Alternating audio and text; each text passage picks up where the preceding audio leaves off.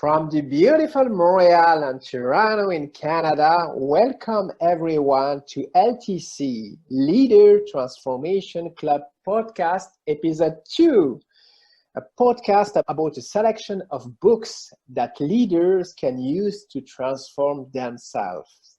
Each 2 weeks, we deliver the best insights about a book that's going to help you to go outside your comfort zone and give you new ways to approach a topic. Now, here's your host, Isham Swilmi, the co-founder of LTC. Today, I am proud to be with Mohamed Belyamani, the co-founder of LTC2. Mohamed today going to speak about Culture Code, a great book by David Coyle. Hello, Mohamed. Hello, Isham, and thank you for having me presenting this book. I'm so excited talking about it. I'm so excited being in this podcast, and I'm so excited to talk more about other books in coming weeks. Thank you so much. Thank you, Mohamed, for this presentation today. You're going to speak about, I think, a real interesting book today. So, can you starting by just give us who is the author briefly? Sure, Hisham. The book that we're talking about it today is The Culture Code by Daniel Coyle. And Daniel Coyle is known in the sport. So, and he started in the beginning, and he get known in the writing when he started his book Lance Armstrong War, when he was kind of describing all this kind of talent and attitude for the people getting into this type of sports and competitions. So Daniel Coyle is contributing in many books. He got writing many books. Some of them is the Talent Code, the Gigosi, the Little Book of Talent, the Secret Race, and the latest one was the Culture Code. And he's the one who launched as editor of Outside Magazine, and he's now is very welcomed in many platforms discussing the talent in terms of individual and the talent in terms of group. And do you get the chance to read another book of Daniel Coyle? So Daniel Coyle is like Coyle. I get chance to have a contact with his book, The Talent Code. Okay, right. Okay. For a while. Though don't ask me a lot of details about that book. So, but I have the big idea about it. It's kind of Daniel Coyle moved from focusing on individual, and he was his way to introduce the excellence in terms of delivery and performing in the sport world. So that's it. Very interesting. Yeah. Exact. So his perception here is moving from the individual to the group, and this is why this book is caught my interest, is because he's moving from this traditional approach. If you want to be successful, you need to be as individual, do that. It's like we are thinking as isolated items, as isolated individuals. Okay. And he got that shift when he started looking at the groups, how they are working. For sure, you need some minimum talent in order to perform, but it's not only that.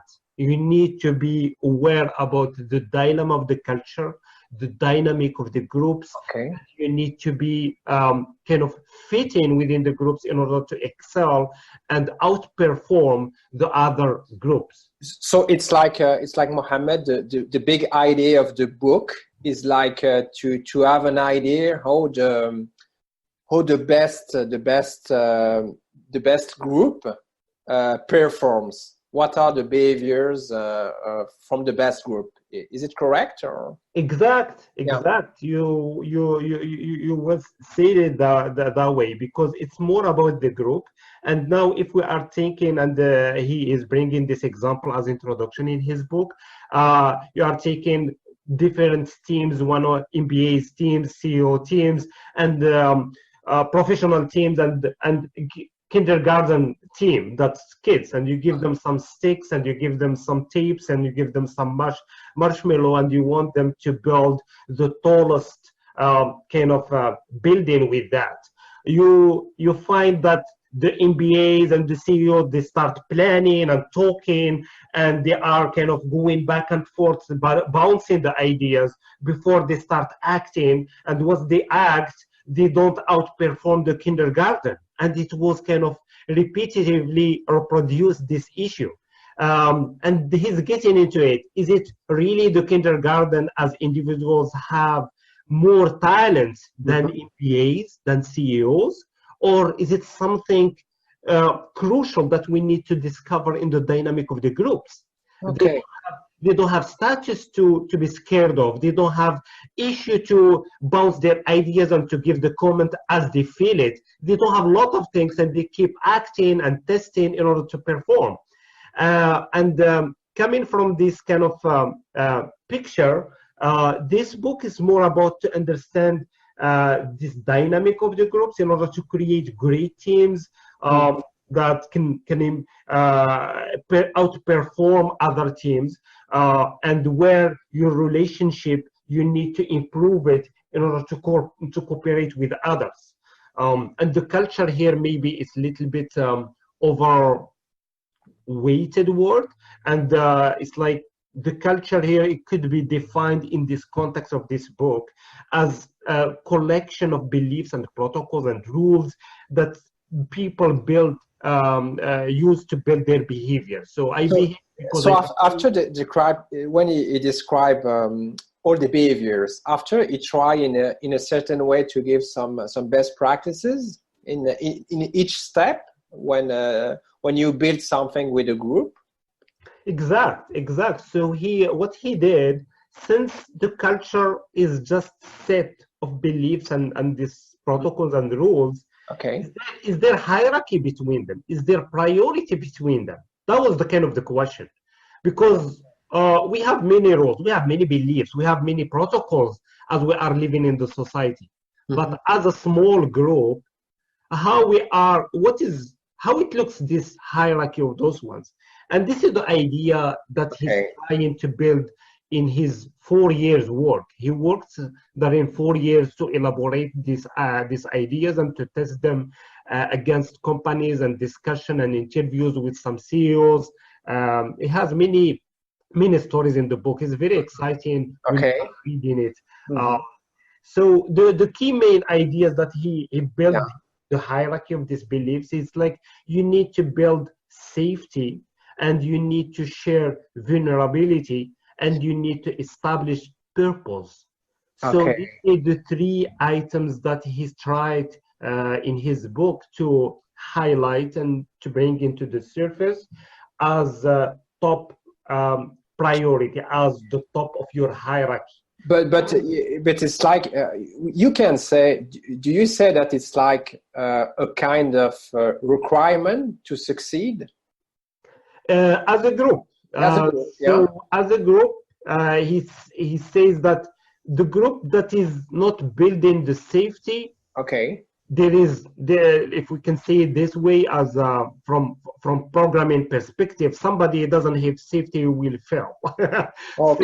Why this group and let's take it from this perspective. People come into the group and they don't feel safe to propose. They don't feel safe to experiment. They don't feel safe to talk or to give feedback. What can you expect from that group? Is that some kind of rigid hierarchy where there is the authority and there is the control and there is the order and there is some set of interaction that doesn't open up to change, doesn't open up to adapt, doesn't open up to grow? It's hierarchical, and it's authoritative, and it's transactional. It's not transformational. You are coming there to follow set of rules and processes in order to keep yourself safe, because the environment is not safe for you to do anything else. Okay, understand. Okay. So there is, yeah. So this is the main idea as he's trying to build in this book, to say, oh, you require some level of safety. There is no ideal safety anyway. This is business, and you need to have some level of to be demanding. It's safe. It's not to be to lose the requirements. Safe is not to lose, to be demanding. To save is not to lose the expectation. Safe is to have that within the specific platform, within the specific framework that you work with other people. Same thing comes to the sheer vulnerability, where you have some level of vulnerability that you need to show up in order the other people gain some safety showing up their own vulnerability. This is one thing, but also gain some grit to try and to say, oh, maybe we are doing some mistake here, or let me Toyota, anybody in the chain can stop the whole chain of production because he sees something in the quality that is not conform to what is required. But these three components that are very important, that are essential, do we need to set up them in a certain order, or we start with the build safety? For example, we start with the build safety. After when it's okay, we continue to improve the sheer vulnerability, or we try to do the three components in the same time. Is there a certain order? No, it's not really order. It's not rigid order. That's not what we can say. There is some overlap. You start building safety, but if you still don't show any, don't share any vulnerability, safety is not completed. So some level of the safety doesn't get don't get completed unless if you are sharing some levels of vulnerability. And the same thing for the purpose. The purpose give you some belonging and some purpose coming to work with that group, to perform within that group, to reach to some result within that group. And without that purpose, how you will save kind of talking about that purpose and work for that purpose and feel that belonging. So there is some issue, some relationship between them. As you are building the safety, you are sharing vulnerability, and you are enhancing the purpose, and you are clarifying it to be concrete. But do we need to repeat like the purpose continually, or for example in a certain group, you establish a purpose, your mission, and after maybe a few months or 1 or 2 years, do we need to remind to all the people in the group what is the purpose? That's very interesting dilemma that we are even living in our days. So in our organization too, it's like people who build that purpose, they have it in mind. They start communicating it. At one point, they stopped communicating it in order to get to the work, as we say in our days. Once they start getting into the work, they start feeling the distance between them and that purpose. If you don't have a process that keeps the purpose alive in your day-to-day actions, you may feel it, you may missing your purpose. You may start feeling that, oh, we just talk about that purpose one time a year. It's one event a year when we have this EGM and stuff, and we bring it into the board, and maybe this is our purpose. And once we start acting, there is no process to validate our actions against that purpose. There is nothing that proves that we are really working for that purpose as this is. There is nothing that shows that we are talking coming from that purpose as a background. And this is a big issue. I will get into more specific details for that.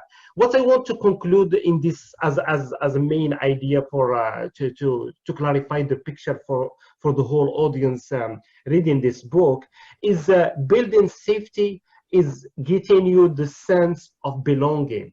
If you feel safe and people, your voice could be heard within a group, and you feel safe that you can make mistakes, and you feel safe that this group that are holding you accountable and helping you to fulfill and to perform, and you are holding other people to fulfill, it gives you that sense of belonging. So it's like you having any limits, you can perform, you can have more ideas, you can test many different things to succeed. Yeah. Exact. And this is what does mean safe. If you get into a group and you feel that, oh, I cannot do that, and I cannot say that, and I cannot think about that, the safety is gone. And the same thing for the shared vulnerability. Shared vulnerability, what is the output of the shared vulnerability? Is the cooperation. Once you start sharing the vulnerability, there is a loop. I share my vulnerability and I trigger with you in your inside how you are sharing your vulnerability. So I need you so you can come to help me. And by helping me, you are sharing your level of vulnerability where you need me to help you. And this is the level of cooperation. So the sharing vulnerability trigger the cooperation, the build safety trigger as output, it gets into the belonging, and establish purpose, get you into the excellence, get you in some level of proficiency and some level of creativity.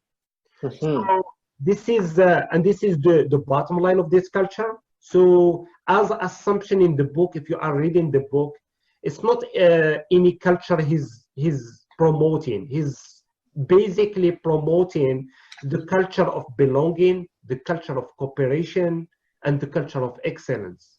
Okay.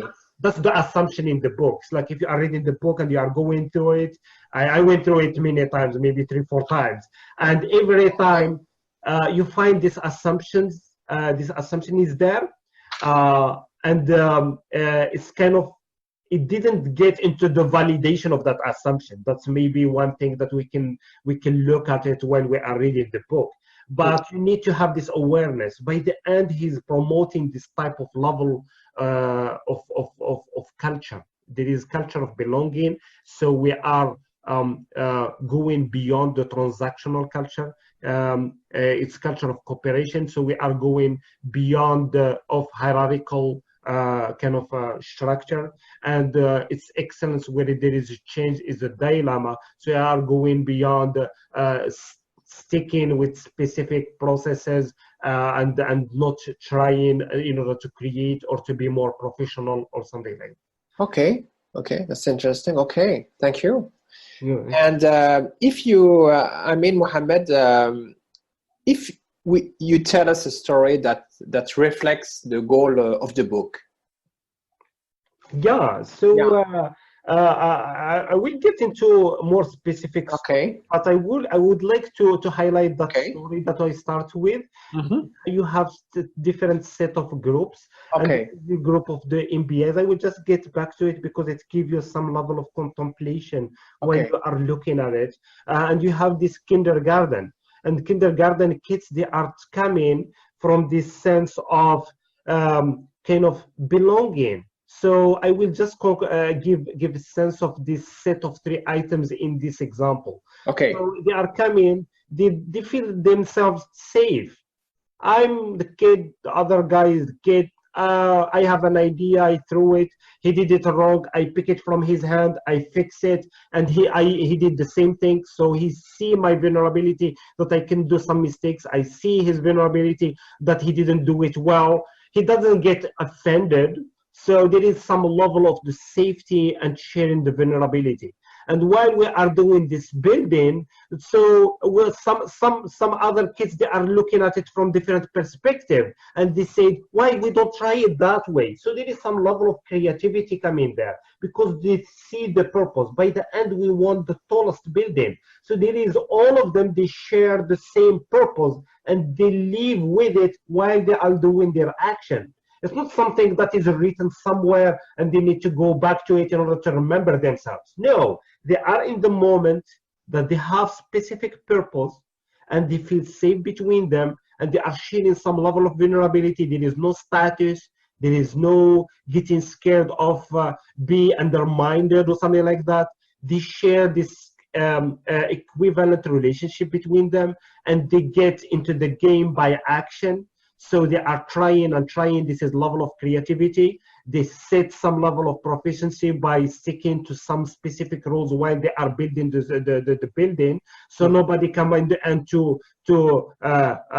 they construct everything to tell them, let's try this idea. They are building up on the top of what they gain in order to continue in their journey. Okay. Now, when it comes to the MBAs, there are some issues. I don't feel safe giving the critics to his idea, because he's well known and he knows what he's talking about, and even if I see something is missing there, maybe I can propose, maybe I cannot. It depends on the level of the safety I feel with that group. Maybe I can pass it and no, that's fine. He's controlling the group. That's fine. I don't have to get into conflict with them. So it's by avoiding the conflict, by avoiding to share some level of vulnerability. Oh, I made a mistake, guys. Sorry, let's do it the other way. Nobody wants to do that. But how you do that in a group when someone wants to take the control? When I don't know, you know that in some groups you have some who are very selfish. They want to control the group, and I think, for example, sometimes you have just 10%. It just represents maybe 1% or 5% of a group that is build safety, that is share vulnerability, that the purpose is very clear. But you have someone like he is entering the room and he wants to control that. And I don't know in the book how Daniel Cole does he give some advices how to not to stop someone, how to find is there a solution for that about this issue that happen every time? Yeah, that's they call it, it's a well-known issue in the dynamic of the groups, and they call it the bad apples. Yeah. So those bad apples, you need to deal with them in terms of maybe as individual you can tolerate them as long as the behavior is going out of the group. But you are targeting the behavior. And I will get into that when it comes to the safety, and we give some action item. Go beyond that. So if we keep in mind this level of the dynamic of these three different kind of groups, this kindergarten, this MBA, the CEOs, and we have as a there is the status issue, there is avoiding conflict, there is purpose. Maybe my purpose is not your purpose, because the guy who's controlling the group, he wants to show up and to gain more credibility, so his purpose is not my purpose anyways. So even if we are working within the same group, we don't share the same purpose. This is some level of issues that we can get working with the group. Same thing with the vulnerability. Somebody's just taking advantage by looking at the vulnerability of the others in order to see it as weakness and to judge and to exclude from the group. And somebody who wants to kind of come up with his own idea as to be safe, that's what I'm thinking of. They will be radicalized and excluded. You are not following the process and so on. So those type of behavior that we have in our organizations, it's going against this type of culture. And this is where Daniel Coyle come in to say, oh, please, it's not about just fixing the processes. Let's go a little bit beyond the processes to change the culture in order to make change.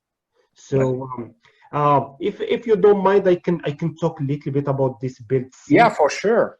Yeah, so because it will those level of details, it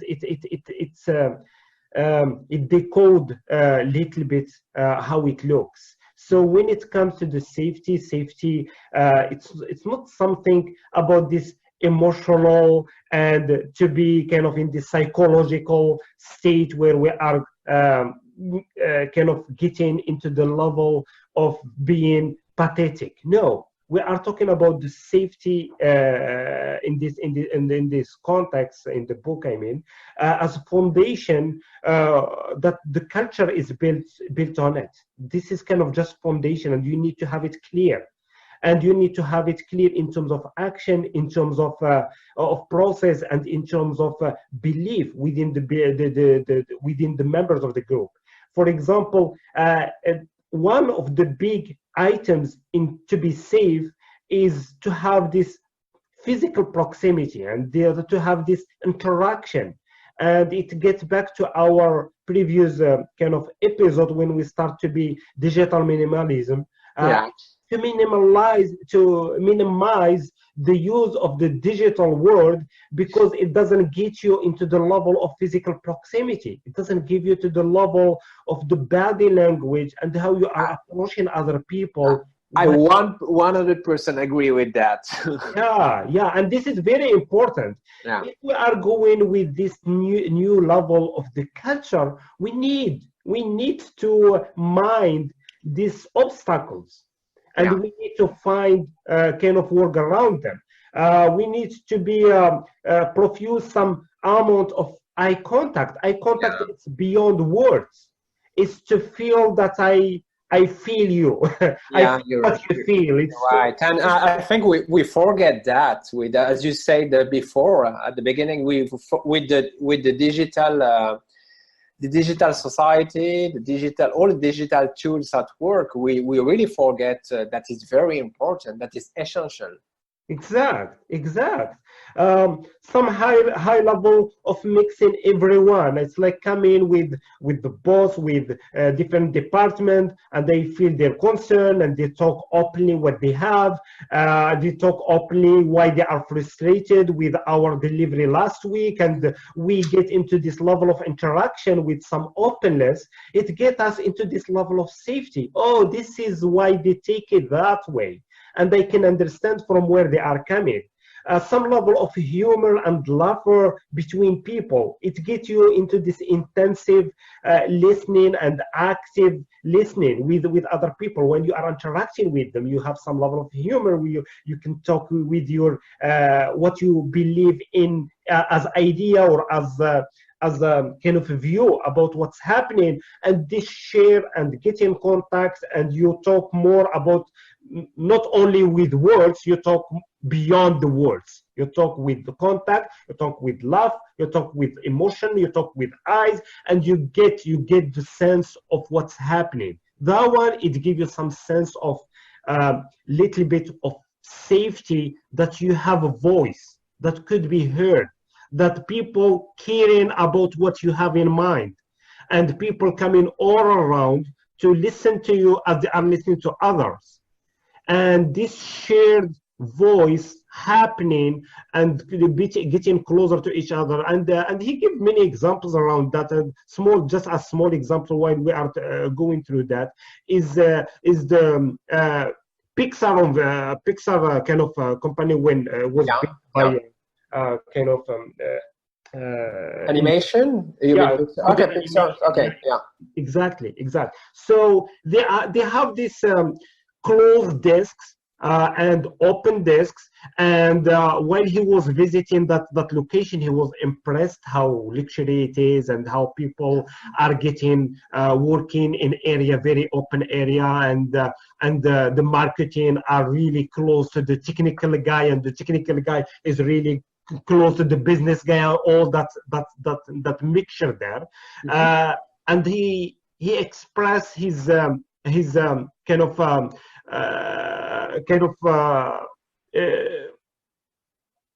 liking the building. He expressed it with the president of Pixar, and the comment that he got from the guy, oh, you know what? We made one mistake. It was a big mistake in this building. And what was the mistake? It's just the hole. The hole was a little bit tight. It was not wide enough. While people are going to the washroom or are going to cafeteria or are going outside, they cannot they cannot stop in that place in order to kind of having communication. And he was regretting it. He was regretting that the hole is a little bit tight, and he expressed it as it was a mistake. That's very that's very incredible. And we know what is a Pixar. Pixar is just that mixture of little bit feedback here and there, and everybody has its own voice, and everybody is heard, everybody has a comment, everybody is thinking as a film producer, regardless if I'm doing accounting or I'm doing the network for the computer, regardless of that, I'm thinking as filmmaker. And I'm coming and I have my thought, I have my ideas, and I hear from the other guys, and I have my comment and all that stuff. And all of us, not in the emails. It's just get in there and talk to me and giving me your opinion and all that stuff. So we need, while we are getting the benefit of the technology, getting benefit of moving and having luxury office close by yourself and nobody's looking at what you are doing, and getting outside to this level of culture of the openness and interaction. So the human connections is essential for building the safety. You can do that without creating this level of physical interactions. Exact. And that level of the safety, once you start gaining it, people start feeling the belonging. And that belonging, what it does give them, it gives them the energy coming to that work and to spend their effort and to spend their focus and to give the right comments, because they are not fluffy, they are not just throwing words, because you are demanding when you are asking me, and I'm honest when I'm giving you my feedback. So it gets you into the level of energy that is coming from many people, and that energy doesn't get wasted. It gets building this new level of performing as a group. It gives you this, it comes with this output as individualization. Everybody as individual count. Okay. It's not about the hierarchy. It's more about all the individuals getting together and all of them count. So that belonging, it feels that, yeah, I'm here and I'm doing my work, and it's not because I'm not the CEO, I don't count. No, I'm the same. I have a role in this group, and I feel safe doing it, and I have the pleasure doing it with my level of energy and skills.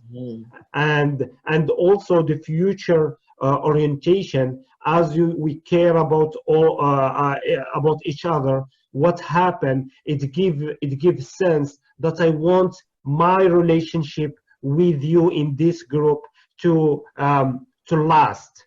Yeah. The future, because you count to me and I count to you, and your opinion is very valuable. It gives you this sense of the future orientation. It's not something will happen tomorrow, something like that. But as you use this example, building this safety, it starts from the top of the company. I think that you just used the example at Pixar, okay?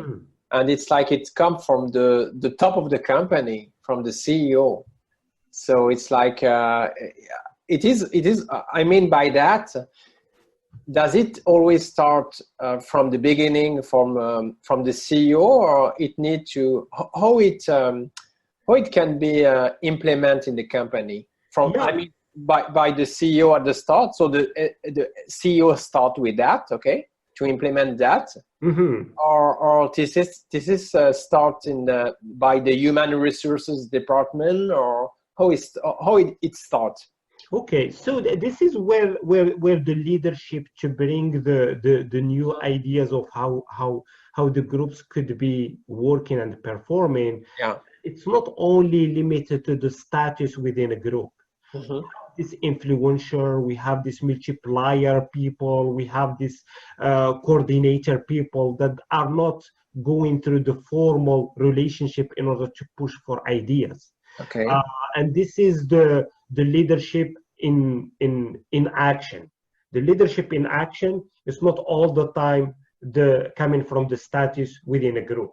You Okay. have some leadership of transformation and changing the group by talking and promoting and influencing the way the culture is moving.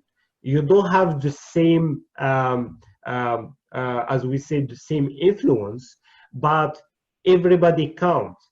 And let's say the CEO is coming with this idea and it has resistance among the middle layer of the managers. He will fail. But this is kind of the culture that needs to be promoted in order to see you to be pushed to embrace it, or the middle layer pushed to be embracing it, and I will get into some concrete action in the end of this podcast, where the culture is not only individual actions. Okay. It could go from the individual actions to the structural actions. Okay. And this is a big kind of challenge for the organization. How you are moving from functional organigram to hierarchical organigram, or to different type of organizational structure. Okay. Does it affect this type of culture or not? The flat organization, how they are impacting this level of culture. So this is the way the culture could play a role. It needs structure, it needs people to believe in it, and it needs influencer. Influencer is not all the time the status. The influencer is the people that come in and they have a voice here and there without being kind of the boss. And we know that even in any groups, you know the people that they are influencing what's happening, even if they are not a boss. And this is very interesting. That's we need to have specific discussion how leaders can play a role without being in specific status. And this is a topic by itself. Yeah, you're right. It is like, I think it's named, it's the holistic vision. Exact. Yeah. Exact. That's true. Yeah. So moving forward with the vulnerability. So sharing the vulnerability is kind of exchange of vulnerability between people, between the individuals within a group. This is kind of dynamic, and it's naturally as individual we avoid to show our weaknesses. So because the perception of being vulnerable is you are weak, is kind of being a weak kind of thing, because you need. It's like the status of needing others make you in the weakness status, and nobody wants to put himself like that. So it's humanly, we need to mind it, to be aware about it. So we need to do it properly. So that's why the vulnerability is crucial, but it needs some awareness in order to be practiced. Mm-hmm. So the pathway through which through the vulnerability, the trust gets gained as cooperation between members. And the process is, for example, there is person A and person B. The person A sends a signal of vulnerability. Mm-hmm. I need help doing this action because you do it better than me. The person B detects this signal. So there is this awareness and this dynamic between groups. It's not about judging each other. It's to be safe, and they can talk, and you can hear me, and you can respond. It doesn't have to come in specific words. Please do that for me because I'm doing that. But it needs to be clear, because nobody wants to step on the shoes of others in order to start doing something. Otherwise, they will feel offended too. So there is some level of dynamic there. So the person B detects the signal. Mm-hmm. The person B responds by taking action, fulfilling this vulnerability. And then the person A detects this signal that the person B is responding, and the norm start establishing that way. So the person B, once he feel that you showed some level of vulnerability, next time, last time I showed you that, when I was doing something else, I was really not sure. Can you just take a look with me about that? And then this vulnerability gets nurtured within a group.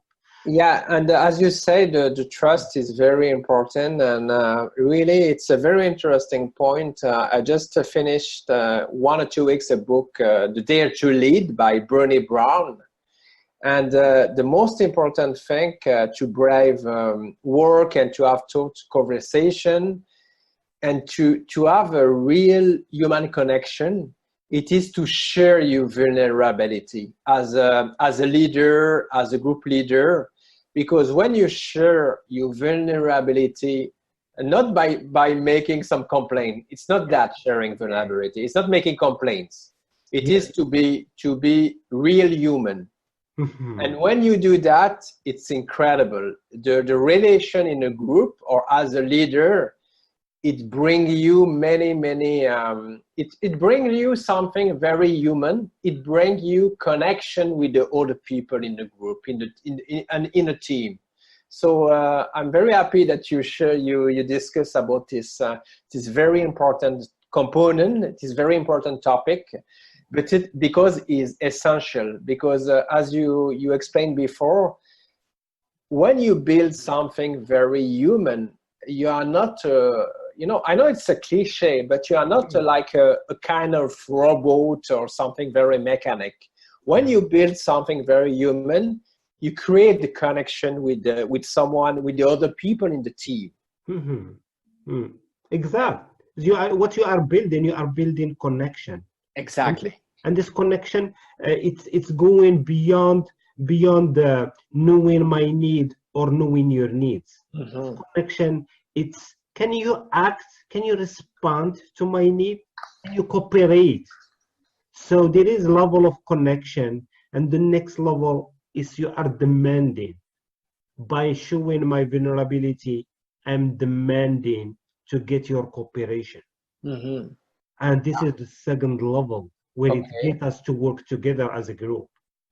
And it's coming from some level of safety, because if I don't feel safe, I will not go that far. But I feel safe, so I formulate my need, and I'm waiting from you to understand and to have time to respond to my need. Because sometimes in our nowadays, we have this planning and we have agenda and we have action items, and there is compromise there, and we need to be aware of it. So the cooperation needs to be prioritized in building the dynamic of the groups over the individualization of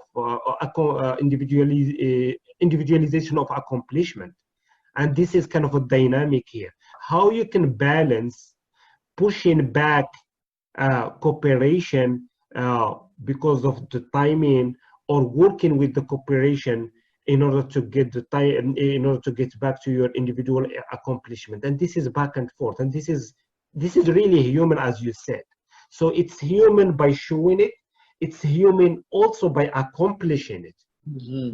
And this level of interaction needs to be understood and accepted by the group. If I'm that in pressure and I'm showing I got your need and I would like to respond to it, can you give me this time frame, because I want to get back to you? Just give me some time, because I have some other pressure that you need to prioritize them, and I don't ignore your demand. So this type of dynamic, which is fluid, it's not something structural and rigid, something fluid, and it's coming here and there, and it's not kind of coming as chaotic as they say, but it doesn't come with some specific rigid process. But Mohammed, do you think that this vulnerability in a group, it's easy to build, to create in a group when you have a lot of different people? For example, you have young people, you have older people, and because sharing vulnerability, it requires to have a certain degree of maturity. Exactly. in your life. So do you think it's possible to do that in a group with very different people, different classes, different ages? I mean, young people, older people, parents. I don't know. Do you think it's possible to do that in a No, group? that's very good point, Yeah. because the building the vulnerability will not get implemented as a whole horizontally. No, Okay. it gets implemented as affection, as contagious. Mhm. Something, it's contagious. Okay. The sharing vulnerability is something contagious. It transmits between two people to third one, between Okay. three people to the fourth one, Mhm. and so on. And this connection, this showing this vulnerability, it makes you feel comfortable, and you get closer to this group because it makes you feel safe, and it has some level of attraction on it. So once it starts showing up, there is attraction. Once nobody showing this level of vulnerability, all people get scared and afraid to show it to start with.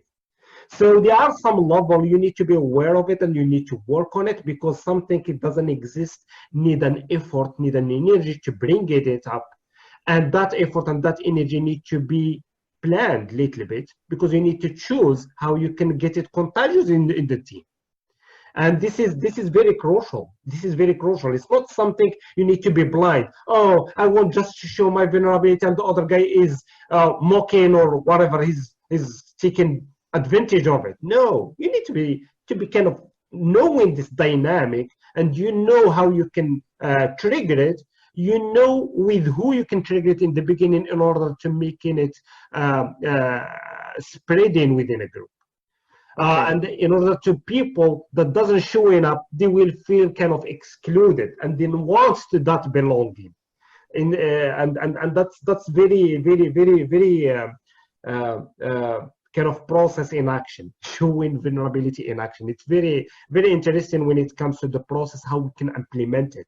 I will get on this Okay. level of details on implementing. Okay. Uh, just to bring this component of vulnerability and cooperation, Mhm. and what type of output we are gaining from it, is we are all thinking one brain. When you are showing your vulnerability, and I see your need and you see my need, and we get to respond to each other in order to build something, we get into this level of connection, and beyond those connection, we are getting into the level of performing together, because we are accomplishing it together. I'm accomplishing it for you in order to get into that stage, and you are accomplishing it with me in order to get into that stage. So we are building this thinking with one brain. With it's in the level of thinking. It's very important. Okay. And at that level, I can get your feedback. I can get some level of creativity. I can get some level of better way to do it, some level of improvement. Oh, you know what, that one you don't need even to do it this way. I have better tool to do it. Let me give you that, and you can do it quickly. And that level of exchange and sharing knowledge and managing this knowledge within a group, it comes from this human component.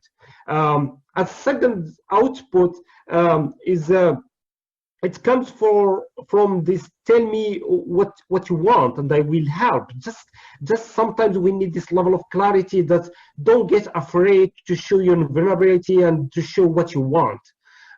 It's what you want. Don't put it as excuse of not accomplishing. This is the bad side of how we are complaining within groups.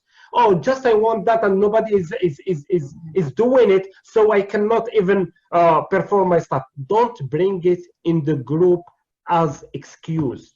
This is a Okay. big issue in the groups. Okay.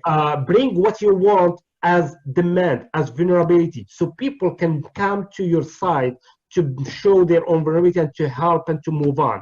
If you're building it as excuse, people exclude you, and they don't want to even get in touch with you. Okay, that's very interesting. This point is very interesting, because it's really like if you want to, because at this podcast, sorry, is really about the transformation and how you what are the key elements to improve yourself as a leader and really transform yourself? So you need, like, even if you need to want to do that, but you need to start by sharing your own vulnerability with no real agenda. Because if you share it with, think, as you said, by with an agenda or by a tactic, people feel that. People feel that. Exactly. Yeah. Exactly. And it has impact. Yeah. And the purpose of sharing it will not be fulfilled. And you will get kind of the opposite of the expectation. And by blaming yourself and getting within you to see what was wrong, you are blaming others. So you are not vulnerable anymore. You are that guy who thinks that other people are bad and he's perfect. So there is no vulnerability here. And this is crucial. Sharing vulnerability, as you said in the beginning, has something to do with the maturity. But the maturity, once it starts in action, people start feeling it and get mature. You're right. To get into this conflict of hidden agenda and conflict and war between department and staff. No, let's come down. Let's come to the table. What do you need? And let's so Mohammed, we do so sharing vulnerabilities is really the second component, and when we go to the last component, establish a purpose. Yeah. What you can say about that? Exactly. So when it comes to establishing the purpose, it's we need to think about the purpose is that thing that orients our thinking, that orients our behavior, that orients our feeling, where we are going. And I feel clear. I'm not lost in the path. And I know where I'm going. And I know, not when you ask me, I know by actions. I know when I'm waking up. I know when I'm getting into my desk. That's level of the awareness of the purpose here. And this knowing the direction, knowing the target, it helped me to navigate the landscape with all the complexity it has, to take the right decisions and to take the right choice. So I'm coming in this landscape and I know where I'm going, and there are many things. Either I get distracted with that or I get distracted with that, but I have specific purpose. And this purpose, it helped me to eliminate and to ignore what should be ignored in order to move on. And this is very, very, very crucial. Very crucial to be at least professional, this is one thing, and to perform. If you are in the group, the group is demanding. They have expectation. And the standard, maybe it's high. And if it's not high, you need to put it high. And how you can put it high? By performing yourself. By yourself, you are performing, you are making the standard higher and higher. And this is how the proficiency getting embedded within a group and the creativity getting welcomed within a group.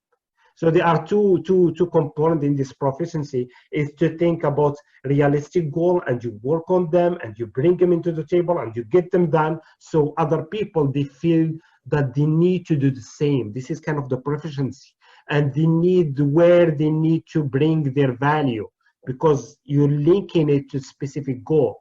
And the second part is you are landscaping the challenges and the issues and the obstacles, and you find how you can deal with those obstacles with high extreme level of clarity. And this is your creativity. Because when things are standard, you are just professional. You have this level of proficiency. Performing it is the same process. You need just to execute it, and execute it well and get it done. This is proficiency.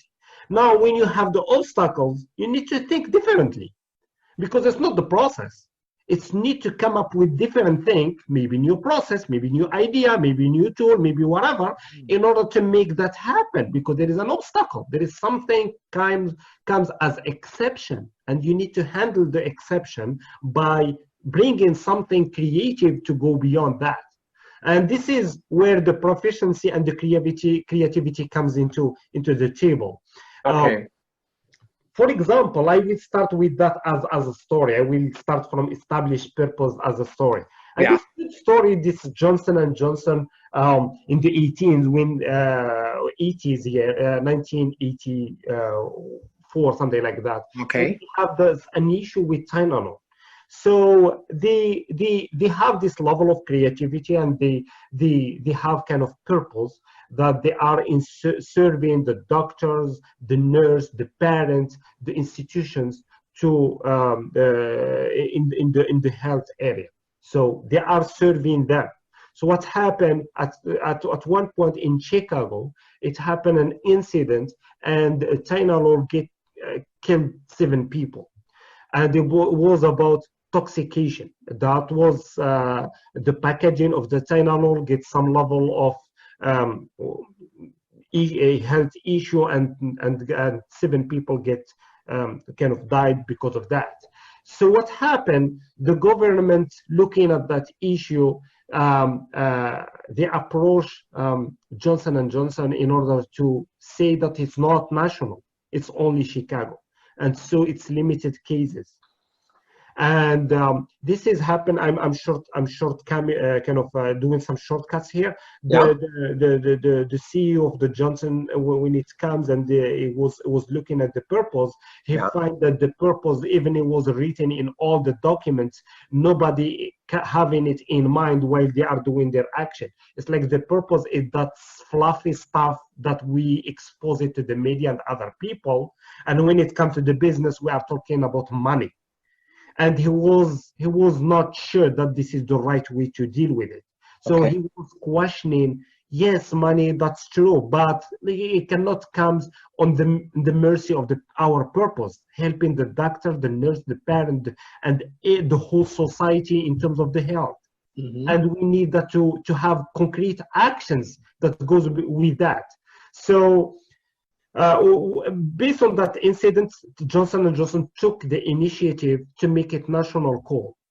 And they took kind of, that cost them about $400 million to get all the Tylenols from the market. Wow. And It's a lot of money. Exact. And to take the responsibility and to say to the people, we are not faking our purpose. We live in the light of our purpose. If we are not coming to stop any damage to the health of our doctors and nurses and parents and society, we are not fulfilling our purpose. So we are not after money regardless of the purpose. We can sacrifice some money when it comes to our purpose.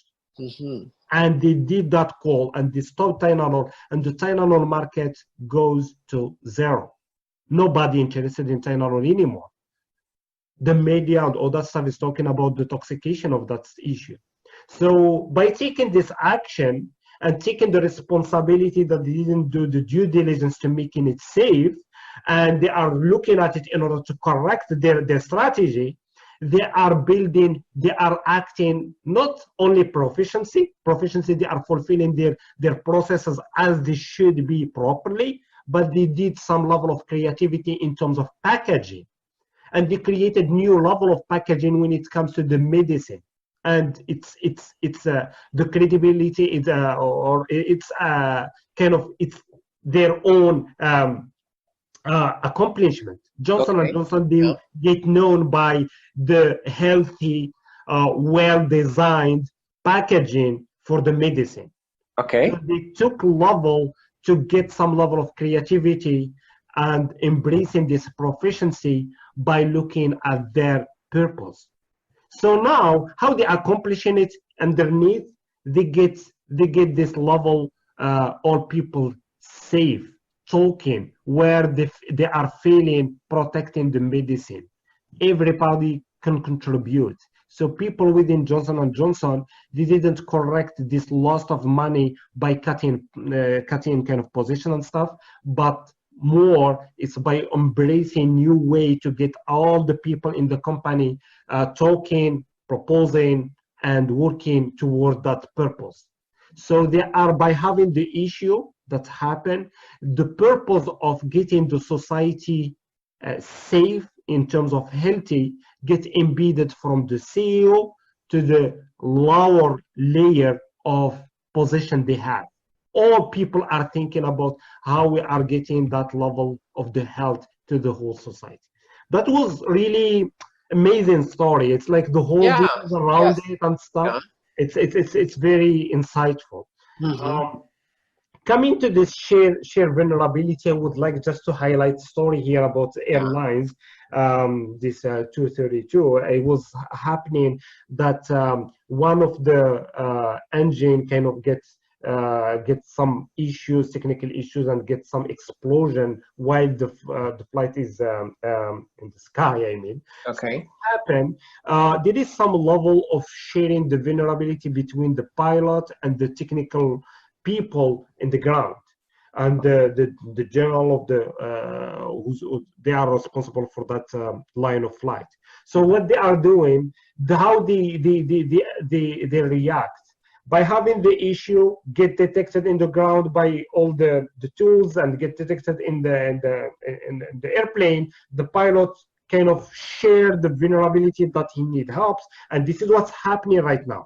The flight is it's not in control. The airplane is not in control, and we need to look how we can make it safe, knowing that there is explosion in so and so place in the engine. So the boss or the technical guys, they know the whole details of that airplane and how it should be resolved. They communicate on notification mode. And what does it mean, notification? That means not order mode. Not, no, push that button, do that, and do that, and following some level of orders. No. By getting the pilot involved, what do you see here? Do you see that? What do you think doing that? It's kind of notification. And the other guy, no, we cannot do that. We can do this stuff here, and so on. So they get into this notification mode, which is open, which is proposition, which is valuing the feedback, which is opening the resistance of the other people if they don't see it right. Okay. And they open this level of vulnerability between the head guy, the technical guy that knows everything, and the pilot that is in action, in order to make that issue get resolved and going back to the Earth safe. When they did the simulation of this issue in the computer, 25 times all the time failed and get the explosion. Wow. It wasn't something that you can get it safe, but by showing that level of vulnerability and this level of communication, you can have some level of synergy between people and cooperation in order to be really creative and to look at the right thing, to do it in the right way, and to do it properly with proficiency as you work.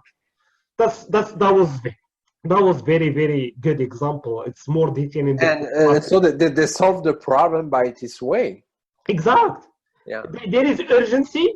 There is a big issue. There are people in the airplane, but getting calm.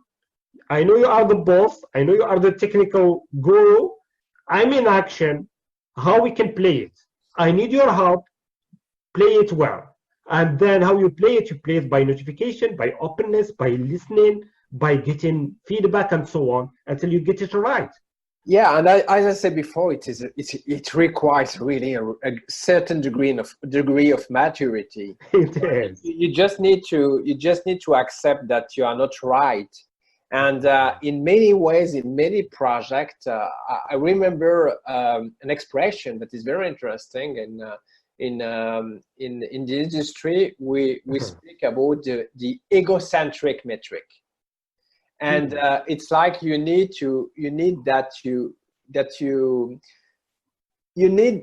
accept what is the best solution, even if it affects you, that going to solve the problem. And it's very interesting. You need some level of openness in order to see that to solve your issue.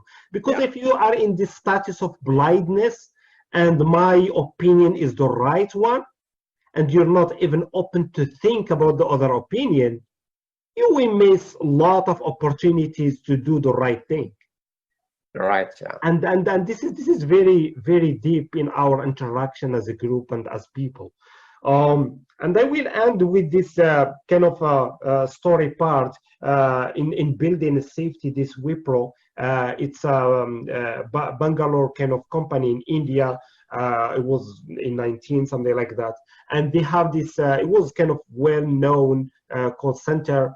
The people are getting paid well and all that stuff. At one point, they get in the beginning of the 21st century, 2000, 2001, they got into the level of losing about 50 or 60% of people as rate of kind of hiring. You hire people, 50% you keep them with you, and the other 50 you lose them. So there is no kind of people don't feel that they need to stay with you longer. That was the issue. And what they did kind of experiment. So they look at the issue. People are coming. We are handling them in transactional mode. You are coming, this is well-known company and you want to belong to this company. So what we are about this norm, this norm, this norm, this norm, and you will go through this training, and you need to stick with the process. If you are agree, you get there. If they see something, they reject you and you're gone. So looking at this process of approaching people, they look, no, there is something wrong here. People come in to fulfill what we want blindly and without kind of feeling that somebody is taking care of them. It's just kind of machine, and you need to follow that, and go on. Okay. So what happened, they did kind of control group, and they did another way to approach people. They are bringing people, talking based on some job description stuff, and then bringing them into the company.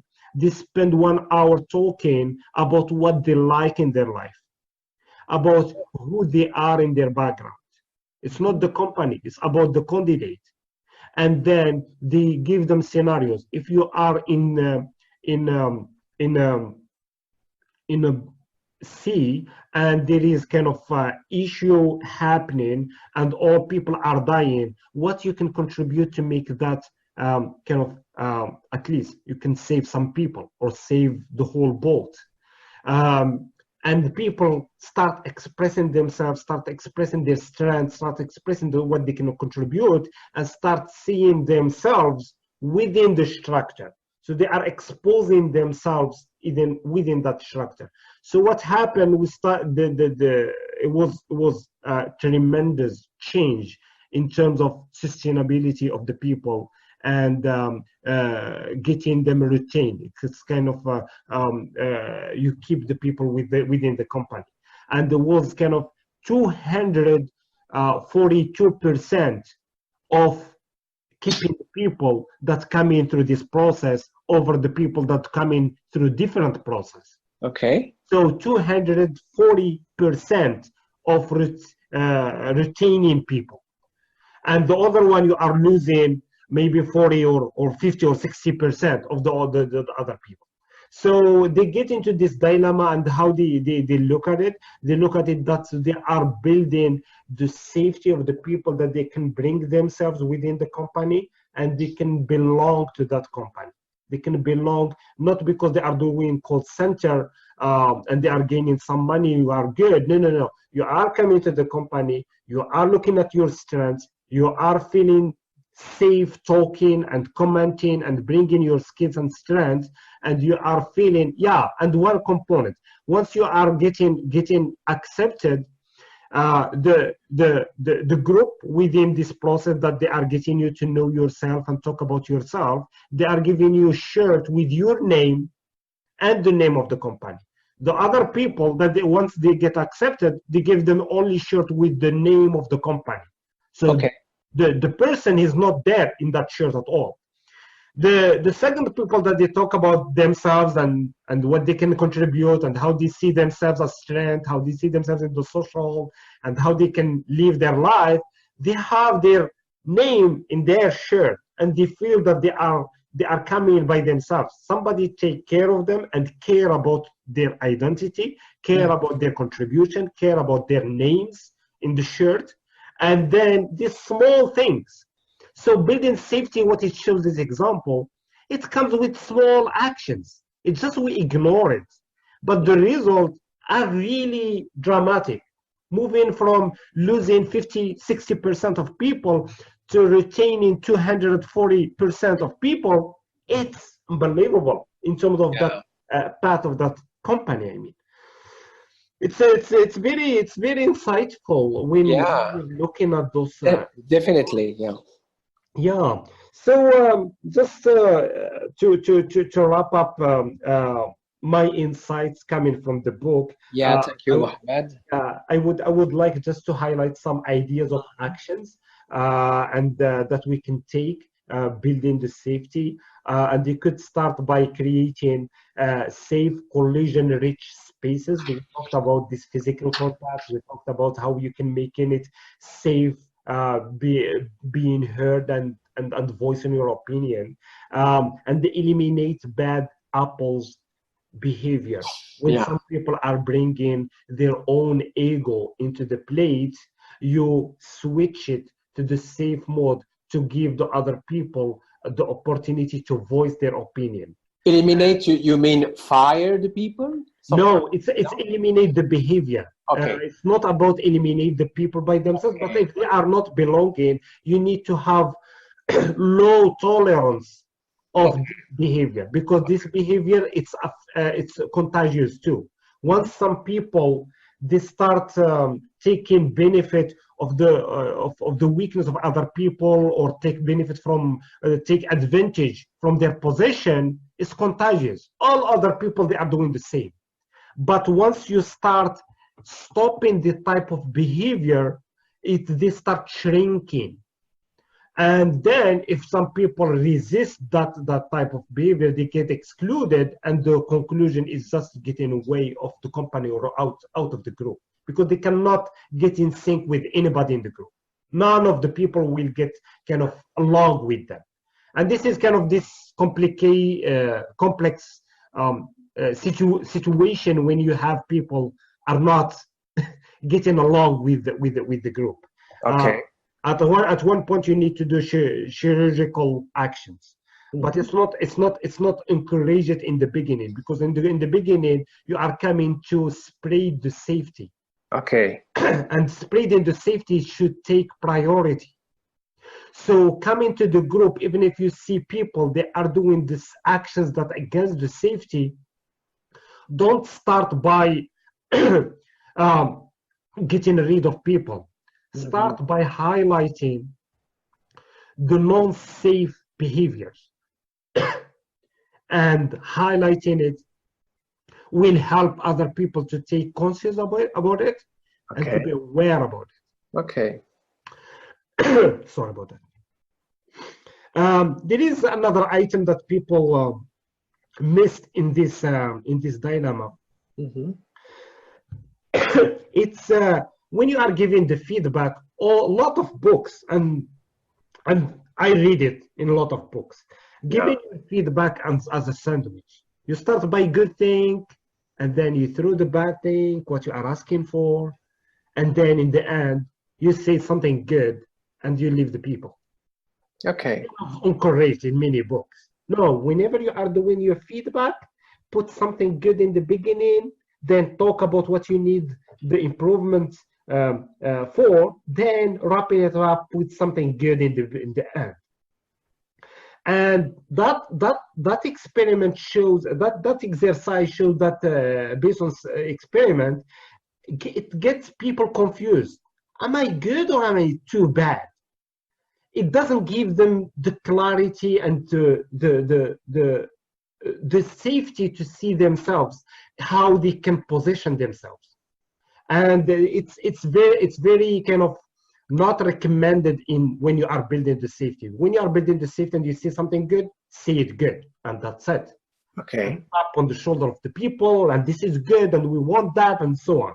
When you say something bad, try to help the environment to see it as a bad. This is something we are demanding, we have high expectation, and this is happened, how we can help. And don't wrap it. When you start wrapping that stuff, you are just bringing it as confusion, and you are augmenting the level of unsafety. Oh, they do that because they don't feel that I will be comfortable taking their feedback. I want you to feel safe giving me your feedback. If you're doing it as sandwich, I can feel that you are not feeling safe giving me your feedback. And it's nurturing the unsafety in the environment. Do you see the dilemma here? It's really confusing, and it's well highlighted in the book. And it's shocking for me when I read it. Wow. Okay, really? Okay. Yeah, because I was thinking all the time that I need to give it in sandwich.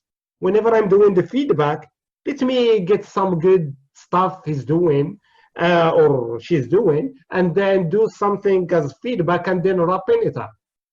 And it was kind of, this is kind of the best practice. But Okay. no, it's not.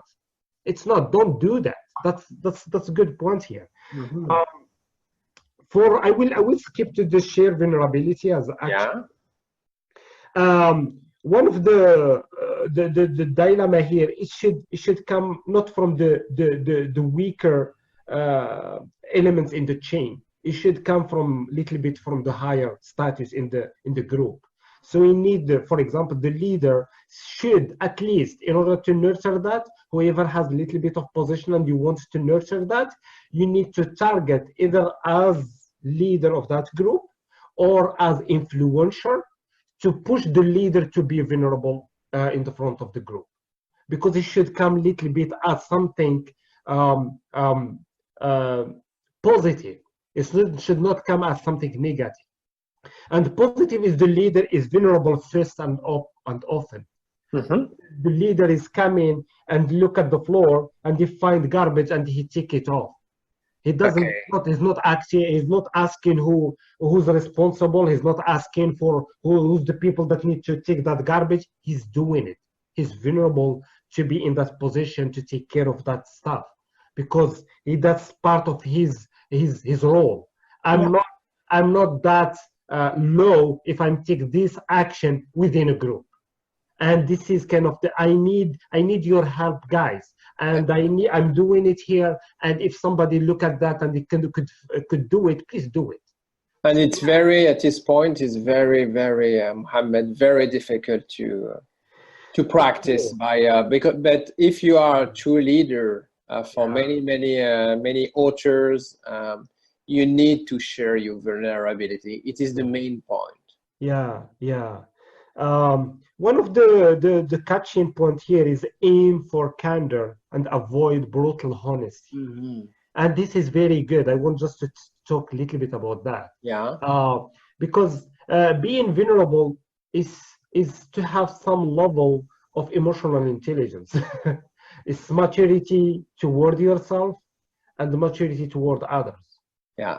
So having this level of candor and move yourself from brutal honesty that comes with judgment. Brutal honesty, most of the time, it comes that you are making a mistake and your mistake is doing that and so on and so on. It's coming with the judgment to something candor. We have this issue and your contribution didn't fulfill that and we are demanding and we have high expectation. Let's do something in order to fix it and how we can help you to stop that. This is kind of candor. We are in the place and we are working to make that happen. When it comes from as brutal honesty, I'm just honest with you. You just do it. You know you're not helping. Your action, it doesn't help. What's that? It doesn't add a value. It's just something brutal, but and you call it based on the honesty here, but in the real kind of purpose of it, it doesn't bring a value of being vulnerable. You screw it too in many other situations, And you need to be aware about that. So when somebody is making a mistake, he needs to feel safe making a mistake. So it's like you need to accept it with no complaint, no complaint. But what is the most important? It is to propose something to solve it. Yeah, no complaint doesn't mean no demanding. Okay. No, there is no complaint about the person, but you are demanding about the action. Okay. So good. you are moving the scope of the blame. So it's like you need to be proactive to solve the problem. Exact. Okay. And to look for the action that can correct the issue. Okay, that's interesting. Yeah. That's very important. Yeah. Really important. And the last one in this vulnerability that I want to highlight is separate performance review and professional development. When you are doing performance review, just do it as it is. And when you are doing the personal development, do it as it is. Don't mix them. Once you start mixing them, the performance review, it will be taken as a reason that I have this professional development. Then the professional development will be insult instead of being something positive. You are giving me this personal development because my performance review is like that. And that's dilemma. Just split them, because it helps people to look at them at one stage clearly about what they need to improve. And at the other stage, they get into this performance development as separate setting. And this setting, it help to bring clarity. It helps to bring that you're not trying to tell me something without seeing it. No, you said what you have to say, and I got it. And now we are doing something else, and let's move on. Let's do it. And this level, it helps in handling the vulnerability. For the purpose, I want just to highlight 2 items here. When we are doing the purpose, and you ask good question in the beginning, is it something that needs to be brought every time? Yeah. And this is very, very crucial. And I was involved in other organizations as volunteer, and we miss our purpose in many occasions, in many decisions, and nobody can correct it quickly. And one of the tips that's coming in this book to correct this missing up with the purpose is to embrace the use of catchphrases and artifacts. It's like don't mess with New Jersey, or leave New Jersey clean, or do it right, or do the right thing instead of doing it right. This is catchphrase. It's just bring the focus back to the purpose, and it helps you to build some culture of the group.